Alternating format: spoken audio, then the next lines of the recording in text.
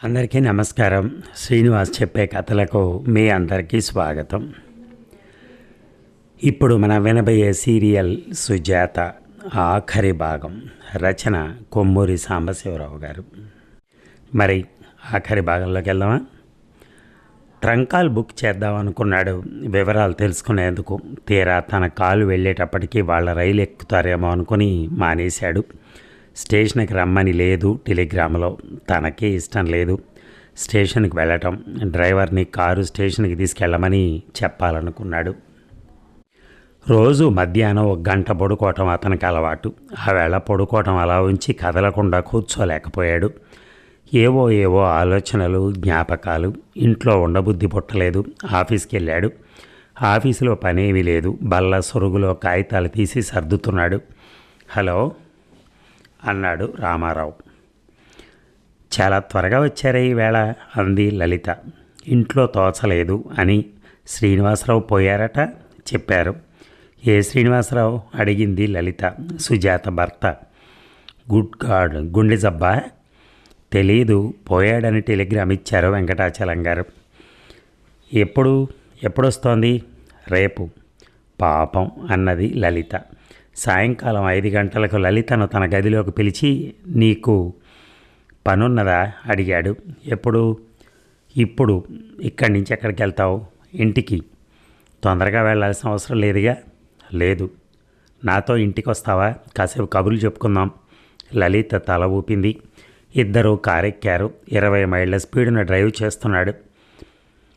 సుజాత భర్త ఆమె కంటే వయసులో చాలా పెద్దవాడు అనుకుంటాను అంది లలిత. 40 ఏళ్ల లోపుంటాయి. పాపం ఏ జబ్బు చేసిందో ఏమో అని ఊరుకున్నాడు రామారావు. అతను ఏదో విషయం దీర్ఘంగా ఆలోచిస్తున్నాడని లలితకు తెలుసు. అందుకే మౌనంగా ఉండిపోయింది. కారు ఇంటి ముందు ఆగింది. ఇద్దరు దిగి లోపలికి వెళ్ళారు. మేడ మీదకి వెళ్ళి నా గదిలో కూర్చుందాం అన్నాడు రామారావు హాల్లోకి వెళ్ళాక. లలిత తల ఊపింది. మేడ మీదకి కాఫీ తీసుకురమ్మని కుర్రాడికి చెప్పి మెట్లెక్కాడు. గదిలోకి వెళ్ళాక కోటు తీసేసి వంకికి తగిలించి ఫ్యాన్ స్విచ్ చేసి నిలబడే ఉన్నావే, కూర్చో అన్నాడు. లలిత గదంతా పరీక్షగా చూస్తోంది. ఖరీదైన సోఫా సెట్, రోజ్వుడ్ మంచం, రబ్బర్ ఫోమ్ పరుపు, చిన్న చిన్న బల్లలు, యాస్ట్రేలు, మొజాయిక్ నేల, గోడలకు కాస్ట్లీ రంగులు. గది అందంగా తయారు చేయాలనే కుతూహలం కనిపిస్తోంది. బల్ల మీద, మంచం మీద, సోఫాలలో, నేల మీద ఎక్కడ పడితే అక్కడ పుస్తకాలు, పత్రికలు, కాగితాలు చిందరవందరగా పడున్నాయి. ఏమిటి అలా చూస్తున్నావు అడిగాడు రామారావు సిగరెట్ వెలిగించి. నౌకరు కుర్రాడు ఈ గది ఎందుకు సర్ది పెట్టడు అని. వాడిని ఇక్కడికి రావద్దన్నాను. ఈ పుస్తకాలన్నీ ఇలా ఉండవలసిందే. కుర్రాడు ట్రేతో కాఫీ తెచ్చి బల్ల మీద పెట్టి వెళ్ళిపోయాడు. ఒక గుక్క దాగి లలిత, నీ స్వవిషయాలు మాట్లాడటానికి నీకేమైనా అభ్యంతరమా అడిగాడు రామారావు. లేదు అంది లలిత. నువ్వు మురళీధరాన్ని పూర్తిగా మర్చిపోయావా? లలిత చిన్నగా నవ్వింది. చాలా చిక్కు ప్రశ్న వేశారు, నాకే తెలియదు. అతను పెళ్లి చేసుకుని సుఖంగా ఉన్నాడనుకుంటాను. సుఖంగా ఉన్నాడో లేదో తెలియదు కానీ 2 పిల్లలు. నీ తమ్ముళ్ళు ఏం చదువుతున్నారు? పెద్దవాడు BA పాస్ అయ్యాడు. ఏ ఉద్యోగం సంపాదించాలి. అయితే నీ బాధ్యత కొంతవరకు తగ్గుతుందన్నమాట. నవ్వి ఊరుకుంది లలిత. నీకెన్నేళ్ళు లలిత? 28. నువ్వు ఇంకా ఎంతకాలం ఇలా ఒంటిగా ఉంటావు? ఏమో నాకే తెలియదు. లలిత, నన్ను పెళ్లి చేసుకుంటావా అడిగాడు ఆమె వైపు చూడకుండా చేతిలో కాలుతున్న సిగరెట్ పొగను చూస్తూ. 5 నిమిషాలు గడిచాయి. ఫ్యాన్ చప్పుడు తప్ప ఇంకే శబ్దమూ లేదా గదిలో. తను అడిగిన ప్రశ్నకు లలిత సమాధానం చెప్పదలుచుకోలేదని తెలుసుకుని ఆమె వైపు చూశాడు. ఆమె అతన్నే రెప్ప వాల్చకుండా చూస్తోంది. నెమ్మదిగా కుర్చీలోంచి లేచాడు. సిగరెట్ యాస్ట్రేలో పడేశాడు. ఆమెకు దగ్గరగా వెళ్ళి జవాబు చెప్పమే అని అడిగాడు. లలిత కళ్ళల్లోంచి నీళ్లు జలజల రాలేయి. సోఫాలో ఆమె పక్కన కూర్చున్నాడు. జేబులోంచి రుమాలు తీసి ఆమె కళ్ళు తుడిచి, లలిత ఎందుకు ఏడుస్తున్నావు? మురళీధర్ జ్ఞాపకం వచ్చాడా అడిగాడు ఆప్యాయంగా. తల విదిలించింది లలిత. ఆమె తల నిమురుతూ మరెందుకు ఆ కళ్ళనీళ్ళు అడిగాడు. మీ ఆవేదన, మీ బాధ చూసి అన్నది నెమ్మదిగా. అదేమిటి అడిగాడు బలవంతాన నవ్వు తెచ్చిపెట్టుకుని. రామారావు గారు, మీరు ఇన్నాళ్ళుగా నన్ను ఎన్నడూ ఆ దృష్టితో చూడలేదు. ఆఫీసులో మీ కొలీగ్ని. చచ్చ అన్నాడు అతను. నా మీద జాలి ఆపేక్ష కూడా ఉన్నాయి మీకు, నాకు తెలుసు. ఇన్నాళ్ళు నన్ను చెల్లెలుగా చూసుకున్నారు. ఇప్పుడు నన్ను పెళ్లి చేసుకోమని మీరు అడిగారంటే మీలో చెలరేగిన తుఫానే దానికి కారణం. అందుకే ఈ అడుపు వచ్చింది అన్నది చిన్నగా నవ్వుతూ. అంటే నన్ను పెళ్లి చేసుకోనంటావు అంతేగా? పర్వాలేదులే, నిరాకరింపబట్టం నాకు అలవాటైపోయింది అన్నాడు రామారావు. ఆ మాట వెనక బాధ లేదు. లలిత అతని కళ్ళల్లోకి చూసింది. ఆలోచించండి, ఆలోచించి మళ్ళీ అడగండి. నిజంగా నేను మీ భార్యగా కావాలేమో. నేను మిమ్మల్ని ఎన్నడూ అదృష్టితో చూడలేదు. నాకు ఒక అన్నయ్య ఉండి ఉంటే మీకన్నా అనురాగం ఆపేక్ష చూపించగలిగేవాడు కాదు. ఏదో భయంతో దేన్నించో పారిపోవటానికి మిమ్మల్ని పెళ్లి చేసుకోమని నన్ను అడుగుతున్నారు. ఆలోచించండి బాగా అంది లలిత. రామారావు సోఫాలోంచి లేచి గదిలో పచారులు చేయటం ప్రారంభించాడు. లలిత తల వంచుకుంది. కాసేపున్న తర్వాత అతను ఆగి తననే చూస్తున్నాడని గ్రహించి లలిత తలెత్తింది. రామారావు ఆమెను చూసి నవ్వి, థ్యాంక్స్ లలిత అన్నాడు. లలిత కూడా నవ్వింది. ఇద్దరి మధ్యకి వచ్చిన తెర తొలగిపోయినట్టయింది. అవును, నువ్వు సరిగా చెప్పావు లలిత. నిన్ను నేను ఆ దృష్టితో ఎన్నడూ చూడలేదు. జాలితో ప్రారంభమైన మన స్నేహంలోకి తర్వాత వాత్సల్యం, గౌరవం వచ్చాయి అంతే. ఆవేశము, వాంఛ ఏనాడు లేవు. పిరికితనంతో, భయంతో నేను మతిపోగొట్టుకుంటే నన్ను సరిదిద్దినందుకు చాలా థ్యాంక్స్ అన్నాడు. సుజాత తిరిగి వస్తుందనేనా ఈ భయం? అడిగింది లలిత. రామారావు తల ఊపాడు. నాకే బలహీనత లేదు, ఏ అలవాటు లేదు. సుజాతను ప్రేమించడం అలవాటై అదొక బలహీనత అయిపోయింది, అదొక్కటే. భయం ఎందుకు లలిత? ఎలా చెప్పను? సుజాతకు పెళ్ళైన తర్వాత ఆశ అనేది లేకుండా పోయింది నాకు. సుజాత నాది కాదు అని నిశ్చయం అయిపోయింది. మానసికంగా దానికి అలవాటు పడిపోయాను. వాంఛని, ఆవేశాన్ని చంపుకుంటే ప్రేమకు ఉదాత్తత చేకూరుతుంది అంటారు. ప్రయత్నించాను. సుజాతకు పెళ్ళైన తర్వాత తెలిసి నేనెన్నడూ ఆమెను వాంఛించలేదు. ఇప్పుడు అని ఆగిపోయి 2 నిమిషాలు ఊరుకుని, ఇప్పుడు తిరిగి వస్తోంది. భర్త పోయాడు, వితంతు అయింది. నాలో ఇక ఆశ అనేది కలగడానికి మళ్ళీ అవకాశం ఉంది అన్నాడు. అతని గొంతు వణికింది. లలిత అతన్ని జాలిగా చూసింది. సుజాత ఊళ్ళోకి రాగానే నాకు తెలియకుండానే మళ్ళీ నేను ఆమె ఇంటి చుట్టూ, ఆమె చుట్టూ తిరుగుతాను. ఎంత ప్రయత్నించినా ఆ బలహీనతను నెగ్గుకు రాలేను. నాకు తెలుసు. తప్పేముంది? ఎందుకు భయం? సుజాత ఇప్పుడు ఒకవేళ లేదు లలిత. సుజాతకు ప్రేమలో నమ్మకం లేదు. నన్ను ఎక్కిరిస్తుంది, నవ్వుతుంది. మళ్ళీ పెళ్లి చేసుకునేటట్టయితే ఇంకో జిల్లా కలెక్టర్ని సంపాదిస్తుంది అన్నాడు రామారావు మంచం మీద చతికిలబడి. ఆ వైభవం, ఆ భోగం ఒకసారి రోజు చూసింది కనుక మనిషి మారిందేమో. రామారావు తల విదిలించాడు. డబ్బు మీద అపారమైన గౌరవం, మనుషుల మీద చులకన భావం సుజాత రక్తంలో జీర్ణించుకుపోయాయి అనుకుంటాను అన్నాడు.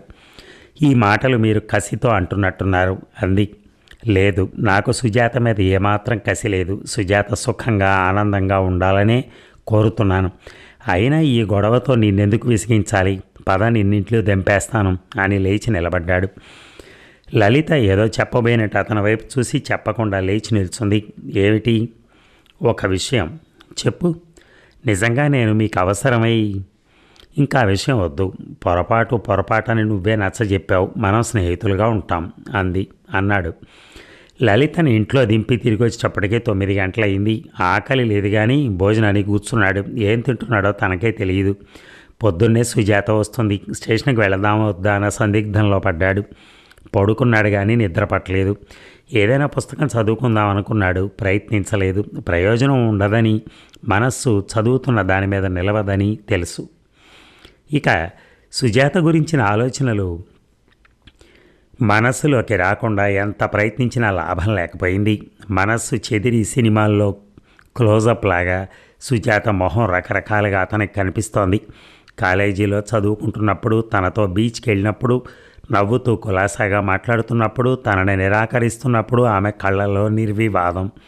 పెళ్ళప్పుడు ఆమె మొహంలో ఉన్న కళ, తర్వాత మద్రాసుకు వచ్చినప్పుడు ఆమెలో దైన్యం, మసూచికం, ఏడుపు, ఇలా అతని కళ్ళ ముందు ఒక్కొక్కటే కనిపిస్తోంది. సిగరెట్ తర్వాత సిగరెట్ తాగుతూ రాత్రి అంతా గడిపేశాడు. తెల్లారిన తర్వాత కుర్రాడు కాఫీ తెచ్చిచ్చి, సార్ నిద్రపోలేదా అడిగారు. తల ఊపి, డ్రైవర్ వచ్చాడా అడిగాడు రామారావు. లేదు. చేతి గడియారం చూసుకున్నాడు. 6 గంటలైంది. రైలు 7 గంటలకు వస్తుంది. 6:30కైనా సరే డ్రైవర్ వస్తే. సార్ డ్రైవర్ వచ్చాడు చెప్పాడు కుర్రాడు. వెంకటాచలం గారు, సుజాతమ్మ గారు బ్లూ మౌంటైన్లో వస్తున్నారు, స్టేషన్కి వెళ్ళు అన్నాడు రామారావు డ్రైవర్తో. తర్వాత గడ్డం గీసుకుని స్నానం చేసి ట్యాక్సీ పిలిపించుకుని ఆఫీస్కి వెళ్ళాడు. లెక్కలు చూసుకోవటం, మ్యాటర్ చదవటం ఒకటేమిటి, పత్రిక పనిలో ఊపిరి ఆడలేదు. 12 గంటలకు కుర్చీలోంచి లేచాడు. భోజనానికా అడిగింది లలిత. తల ఊపాడు రామారావు. ఇక్కడికే తెప్పించాను, ఒకవేళ ఈవేళ అన్నానికి మీరింటికి వెళ్ళటానికి తీరిక ఉండదేమోనని అంది. థ్యాంక్స్ అన్నాడు. అంతలో టెలిఫోన్ మోగింది. లలిత రిసీవర్ అందుకుంది. క్షణం ఆగండి అని రిసీవర్ రామారావుకి ఇచ్చి, వెంకటాచలం గారు అన్నది నెమ్మదిగా. రామారావు స్పీకింగ్ అన్నాడు రిసీవర్ తీసుకొని. పని తొందరలో ఉన్నావా, స్టేషన్కి రాలేదే అడిగాడు వెంకటాచలం. అవును, ప్రత్యేక సంచిక తీసుకొస్తున్నాం, ఊపిరి ఆడని పని. సాయంకాలం వస్తావా మరి? ప్రయత్నిస్తాను, వీలుంటే రా. సుజాత ఎలా ఉంది?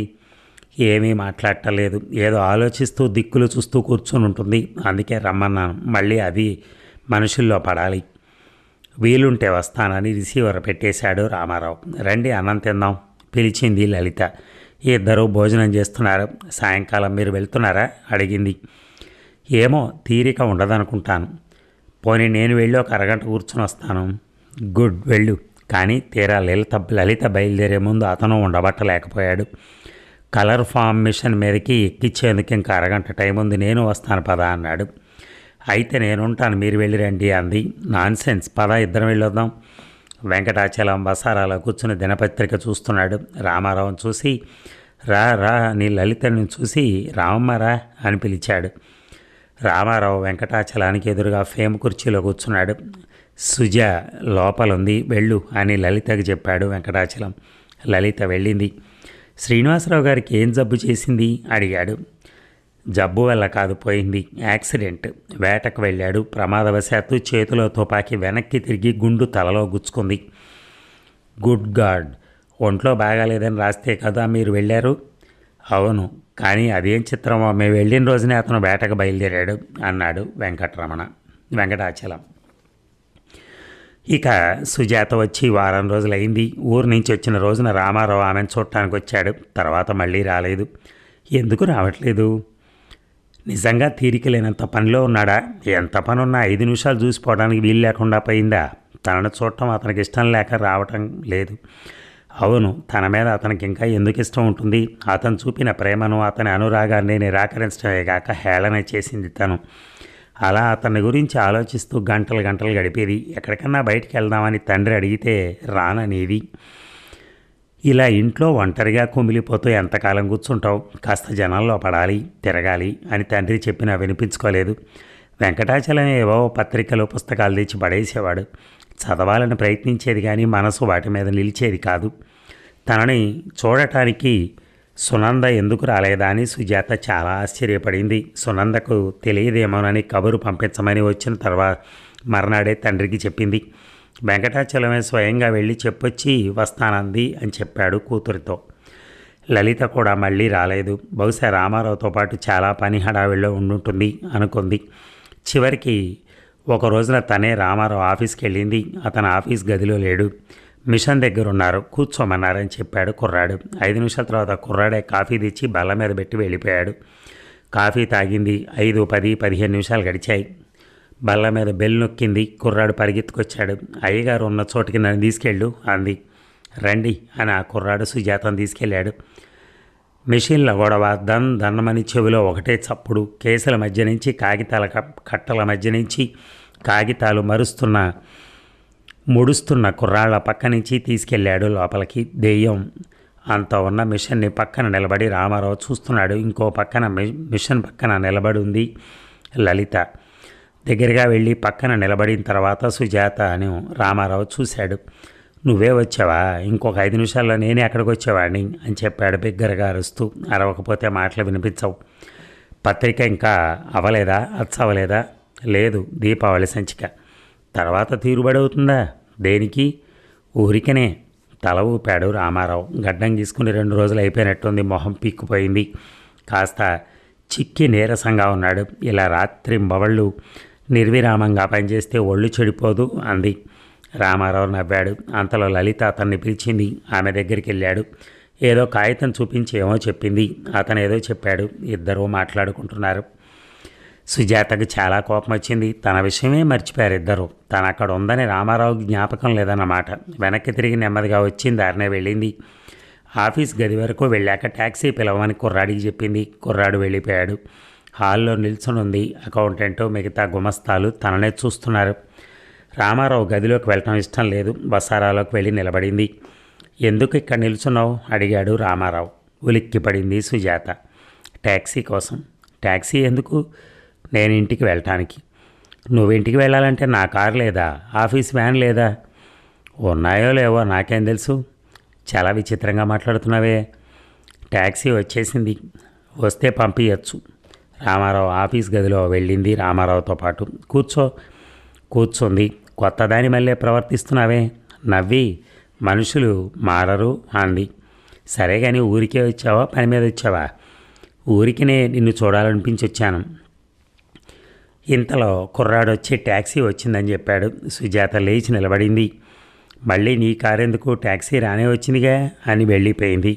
సుజాత భర్త శ్రీనివాసరావు ఆత్మహత్య చేసుకున్నాడని ఒక పుకారు ఉంది అంది లలిత రామారావుతో ఒక రోజున. నీకు ఆ పుకారు ఎలా తెలిసింది అడిగాడు రామారావు. సునంద చెప్పింది. సునందకి ఎవరు చెప్పారు? రవి ఏదో పని మీద ఈ మధ్య తిరుళం వెళ్ళాట, అక్కడ అనుకుంటున్నారట అంది. రామారావు మౌనంగా ఉండిపోయాడు. కలెక్టర్ ఉద్యోగం, అంత పెద్దవాడు, ఏం కష్టం వచ్చిందో పాపం, ఆత్మహత్య చేసుకున్నాడు అంది లలిత. ఆత్మహత్య చేసుకున్నాడని మనకు నిర్ధారణంగా తెలియదుగా అన్నాడు రామారావు. లలిత మళ్ళీ ఆ ప్రసక్తి తీసుకురాలేదు అతనితో. ఇక ఇన్నాళ్లకి తీరుబడైందా నీకు అడిగింది సునందని సుజాత. ఈ మధ్య రవి ఊళ్ళో లేడు. నేను ఇల్లు వదిలి రావడానికి వీలు లేకపోయింది. పోనీలే ఇప్పుడైనా వచ్చావు, తోచక చస్తున్నాను అంది సుజాత. మీ ఆయన పోయి 2 నెలలైంది కదా అడిగింది సునంద. అవును. నేను ఏడుస్తానేమోనని 2 నెలలాగి వచ్చావా అడిగింది సుజాత నవ్వుతూ. ఏం నువ్వు ఏడవలేదా? సుజాత పెదెంబ విరిచింది. మీ ఆయన ఆత్మహత్య చేసుకున్నాడని అంటున్నారట. ఎవరు అడిగింది సుజాత చకితులారై. మీ ఊళ్ళో రవి ఈ మధ్య అక్కడికి వెళ్ళాడు ఏదో పని మీద. ఇప్పుడు ఆయన విషయం దేనికి? నీ విషయం చెప్పేలా ఉన్నావు? 3 పిల్లలు, 2 అమ్మాయిలా? సునంద తల ఊపింది. సుజా, నువ్వు మళ్ళీ పెళ్లి చేసుకుంటావా అడిగింది. నేను ఆ విషయం ఆలోచించలేదు. ఎందుకు ఆలోచించలేదు? ఇలా ఒంటిగా ఉండదలుచుకున్నావా? చెప్పానుగా, పెళ్లి విషయం అన్నప్పుడు ఆలోచించే స్థితిలో లేదు అని. కారణం? ఏమీ లేదు. నిజంగా మీ ఆయన ఆత్మహత్య చేసుకున్నారా? తల ఊపింది సుజాత. ఎందుకు అడిగింది ఎక్సైట్మెంట్తో. సునంద మొహం ఎర్రనైంది. ప్లీజ్ క్షమించు, ఆ విషయాలు నేను మాట్లాడలేను. అరగంట తర్వాత సునంద ఏవో కబుర్లు చెప్పి వెళ్ళిపోయింది. దాదాపు 2 నెలలు రామారావు సుజాతకు కనిపించలేదు. అతని ఆఫీసుకు కూడా ఆమె వెళ్ళలేదు. అతను ఎందుకు రావట్లేదని తండ్రిని అడగలేదు. అతనికి తన మీద ఇష్టం పోయింది. లలితకు అతనికి వాళ్ళ ఉద్యోగం చూస్తే వాళ్ళిద్దరూ పెళ్లి చేసుకుంటారనిపించింది. వాళ్ళ మధ్య తనెందుకు? సుజాత ఎక్కడికి వెళ్ళటం లేదు. ఆమెను చూడగానే ఎవరూ రావట్లేదు కూడా. 24 గంటలు తన గదిలో పడుకునేది. ఏ అర్థం లేని ఆలోచనలు, జ్ఞాపకాలు, కళ్ళనీళ్ళు. రోజంతా వెంకటాచలం ఇంట్లోనే ఉండేవాడు. అరగంటకోసారి కూతురు గదిలోకి వెళ్ళి తొంగి చూసేవాడు. పడుకొని ఉండేది. లేచి తిరగమని, మనుషుల్లో నడవమని చెప్పి చూశాడు. ప్రయోజనం లేకుండా పోయింది. సాయంకాలం 1-2 గంటలు అలా తిరిగి ఇంటికి వచ్చేవారు. ఇక ఇన్సూరెన్స్ కంపెనీ నుంచి, గవర్నమెంట్ నుంచి, తిరుళంలో వకీల్ నుంచి ఉత్తరాలు వచ్చాయి. సుజాతే జవాబులు రాసేది. తండ్రిని ఎంతో సలహా అడిగేవాడు కాదు. ఎంతో అయితే తప్ప ఆ విషయాలు ఏమీ ఆయనకి చెప్పేది కాదు. శ్రీనివాసరావు ఇన్సూర్ చేశాడా? కూతురుని అడిగాడు వెంకటాచలం. ఎంతకి? 50,000కి. ఆస్తి ఏమైనా ఉందా? ఆహా, ఇంట్లో ఉన్న వస్తువులు తప్ప ఏం లేవు. పెన్షన్ విషయం ఉత్తరం వచ్చినట్టుందే. అవును. ఓ ఇల్లు కొనుక్కో. ఇన్సూరెన్స్ డబ్బు తిరుళ్ళల్లో ఆసుపత్రికి ఇచ్చేశాను. 50,000 అడిగాడు వెంకటాచలం. సుజాత తల ఊపింది. నీకు మతిపోయింది. ఒక ఇల్లు కొనుక్కుంటే కొనుక్కుంటే పెన్షన్ కూడా అవసరం లేదని గవర్నమెంట్కి రాసేశాను. అదేమిటి? ఆ ఇంట్లో సామాన్లు పేదవాళ్ళకు పంచిపెట్టమని వకీల్కి రాశాను. ఎందుకు అలా చేశావు? ఆయన డబ్బు కానీ వస్తువులు కానీ దాచుకోవటం ఇష్టం లేక. వెంకటాచలం కూతుర్ని పరీక్షగా చూశాడు. తన కూతురని కానీ ఎప్పుడు ఏం చేస్తుందో, ఆ బుర్రలో ఏం చేస్తుందో, ఏం ఆలోచనలు ఉన్నాయో తనకు తెలియదు. కానీ డబ్బే అన్నిటికన్నా ముఖ్యం. డబ్బు కోసం దేన్నైనా వదులుకోవచ్చు అన్న సుజాతకు ఈ సుజాకు ఎక్కడా పోలిక లేదు. అలా మారిపోవటానికి కారణాలు ఏమిటి? అడిగితే చెప్పదు. వెంకటలక్ష్మి నిట్టూర్చి, అయితే ఏం చేస్తావు అని అడిగాడు. ఉద్యోగం చేస్తాను. బాగుంది అని ఆయన వెళ్ళిపోయాడు. చెప్పులు తొడుక్కొని వాకింగ్కి బయలుదేరాడు. మేడ మీద వసారాలో కూర్చుంది సుజాత. వెంకటాచలం బయటికి వెళ్ళిన 10 నిమిషాలకి గేటు ముందు కారు ఆగింది. కారు వెనక తలుపు తెరుచుకుని ఎవరో దిగారు. వెంటనే గుర్తుపట్టలేదు సుజాత. చటక్కున లేచి నుంచుంది. అతను రామారావు. అలా అయిపోయాడే. గబగబా మెట్లు దిగి కిందకి వెళ్ళింది. హలో అన్నాడు సుజాతను చూడగానే రామారావు. హలో, ఇలా చిక్కిపోయేవే, సగం అయిపోయావు. మేడ మీద నుంచి నేను చూసి గుర్తుపట్ల. జబ్బు చేసింది అన్నాడు. ఏం జబ్బు? అలా కూర్చో. టైఫాయిడ్. నాకెందుకు కబురు పంపలేదు? ఎందుకు కబురు పంపడం? నర్సింగ్ హోమ్లో చేరాను. అంతా వాళ్లే చూసుకున్నారు. నీకు జబ్బుగా ఉందని లలిత వచ్చి ఒక్క మాట చెప్పు ఉండొచ్చు కదా అంది. ఎలా ఉన్నావు? నీ విషయం చెప్పు అడిగాడు రామారావు. నేను బాగానే ఉన్నాను. నీకు జబ్బు చేస్తే కబురైనా పంపలేదని తెలిస్తే నాన్నకు చాలా కోపం వస్తుంది అన్నది సుజాత. రామారావు నవ్వి, మీ నాన్నగారికి నా మీద ఎప్పుడూ కోపం రాదు అని సిగరెట్ వెలిగించాడు. జబ్బు చేసినా సిగరెట్లు మానలేదన్నమాట. మానలేననుకుంటాను అంటూ కోటు జేబులోంచి కవర్ తీసి ఇచ్చాడు. ఏమిటిది అడిగింది సుజాత. కవర్కి 4 మూలలో ఉన్న పసుపు చూసింది. గుండె దడదడా కొట్టుకుంది. తెలియట్లా. పెళ్ళి ఇన్విటేషన్ అన్నాడు. పెళ్ళి కూతురు ఎవరు? లలిత. ఎప్పుడు? వచ్చే శుక్రవారం. ఇంత త్వరగా ఎందుకు ఏర్పాటు చేశారు? త్వరగా ఏముంది? నువ్వు ఇంకా చాలా నీరసంగా ఉన్నావు. ఆరోగ్యం కోలుకున్నాక. నా ఆరోగ్యానికి లలిత పెళ్ళికి సంబంధం ఏమిటి అడిగాడు రామారావు. పెళ్ళి కొడుకు జబ్బు చేసిన వాడి మళ్ళీ ఉంటే ఏమిటి? పెళ్ళి కొడుకు నేనే అనుకుంటున్నావా? ఆపకుండా నవ్వాడు. సుజాత ఆత్రంగా ఇన్విటేషన్ చూసి, పెళ్ళి కొడుకు పేరు సత్యనారాయణ, నీ ఆఫీసులో ఉద్యోగమా అన్నది వణుకుతున్న కంఠంతో. కళ్ళల్లోంచి నీళ్లు జలజల రాలాయి. రాము, నీ పెళ్ళి ఏమోనని అంది. ఇది అని అడిగాడు. భయపడ్డాను. అది సరైన మాట కాదు. చచ్చిపోయాను. ఎందుకు? నన్ను పెళ్లి చేసుకోమని లలితకు నువ్వేగా చాలాసార్లు చెప్పావు. రాము, క్షమించు. నువ్వంటే ఎంత ఇష్టమో నాకు అప్పుడు తెలియదు. నువ్వు నాకు ప్రాణంతో సమానం అని తెలుసుకోలేకపోయాను. నా కళ్ళని, నా బుద్ధిని, నా ఆత్మని ఏవో పొరలు కప్పేశాయి రాము. నువ్వు అప్పుడు చెప్తే ప్రేమ అంటే ఏమిటో తెలియదన్నాను, కానీ ఇప్పుడు తెలిసొచ్చింది రాము. నువ్వు లేనిదే బతకలేను అని అడవటం ప్రారంభించింది సుజాత. రామారావు లేచి నిల్చున్నాడు. సుజాతను ఆపాదమస్తకం తీక్షణంగా చూశాడు. కళ్ళు చిట్లించి, ఈ విషయం శ్రీనివాసరావుకి చెప్పడం వల్లే అతను ఆత్మహత్య చేసుకున్నాడా, లేక ఇంకేమైనా పాడు పనులు చేశావా? అతను అవమానంతో, ఆవేదనతో ప్రాణం తీసుకోవడానికి ఏం చేశావు అని అరిచాడు. సుజాత, నేనంటే నీకు ప్రాణం అని ఎప్పుడు తెలిసింది నీకు? శ్రీనివాసరావు ఆత్మహత్య చేసుకున్నాక. అతని ఇన్సూరెన్స్ డబ్బు, పెన్షన్ డబ్బు చేతికి వచ్చాక తెలిసిందా? లేక నేను 200 సంపాదనతో ఉండిపోక డబ్బు బాగా సంపాదించడం మొదలెట్టాక తెలిసిందా? రేపు వారపత్రిక మూసేసి నా ప్రెస్ అమ్మేసి నేను బికారినవుతే ఏమవుతుంది నీ ప్రేమ? శ్రీనివాసరావు ఆత్మహత్య చేసుకోవడానికి కారణం నువ్వే అయితే నీకెలా నిద్రపడుతుంది? ప్రేమ అనే మాట నువ్వు ఎలా ఉచ్చరించగలుగుతున్నావు? గుడ్ బై అనేసి చెరచెర అక్కడి నుంచి వెళ్ళి కారెక్కి డ్రైవర్ని స్టార్ట్ చేయమన్నాడు.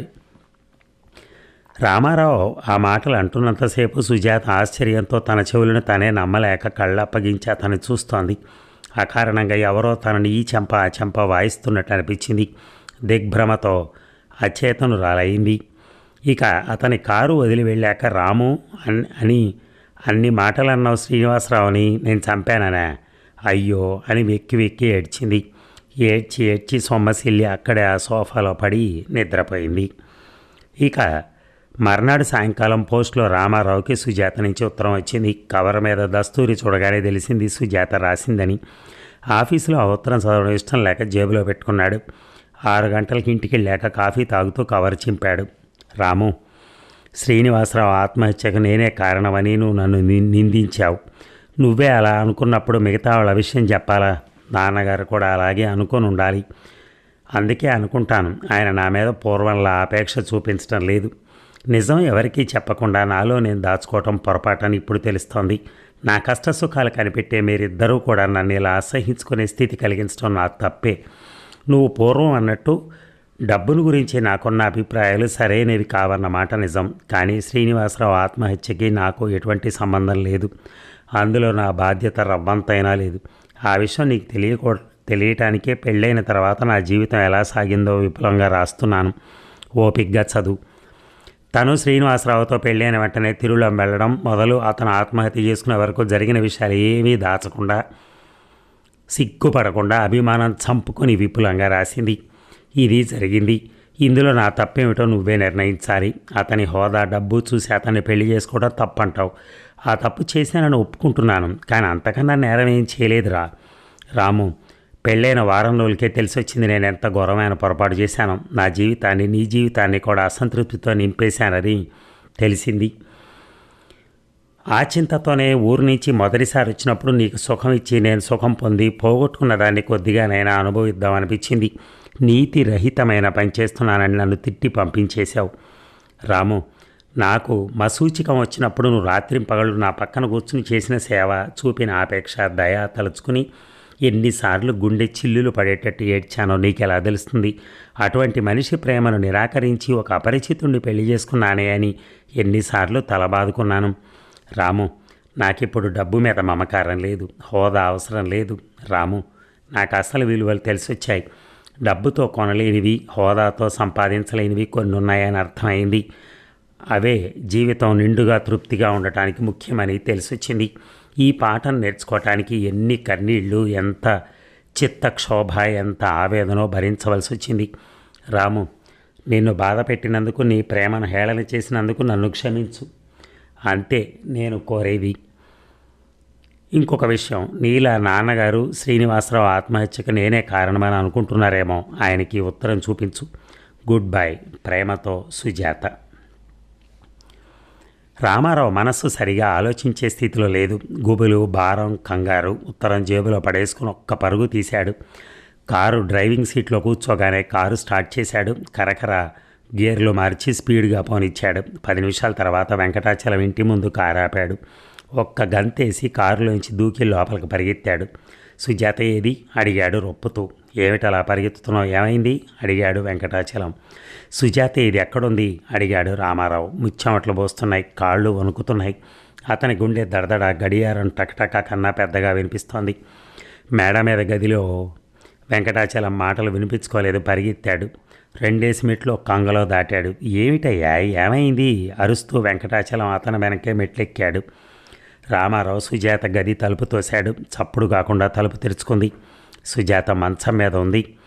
పక్కన బల్ల మీద ఖాళీ గ్లాస్ పక్కన ఒక సీసా. ఒక చెయ్యి చెంప కింద పెట్టుకొని కళ్ళు మూసుకొని పడుకుంది. కళ్ళు తెరవలేదు, కదలలేదు. రామారావు ఊపిరి ఆగిపోయినట్టుంది. ప్రపంచం అంతా చీకటి అయిపోయినట్టు అనిపించింది. తన ఒళ్ళు కొయ్యబారినట్టు అనిపించింది. ఈ ఏడుపు కూడా రావటం లేదు. అలా తలుపు దగ్గరే నిలబడ్డాడు, నిశ్చలంగా పడుకునున్న సుజాతను చూస్తూ. తలుపుకు దూరంగా నిలబడి వెంకటాచలం ఏమీ అర్థం కాక అయోమయంగా చూస్తున్నాడు. ఆయన రావటం గమనించలేదు రామారావు. నెమ్మదిగా గదిలోకి వెళ్ళాడు. మంచం మీద తలవాల్చి ఏడుస్తున్నాడు. తనెంత తప్పు చేశాడు? సుజాతను ఎందుకు అనుమానించాడు? ఎందుకలా అవమానించాడు? సుజా, మాట్లాడవా అన్నాడు మొహం పరుపు కేసి రాస్తూ.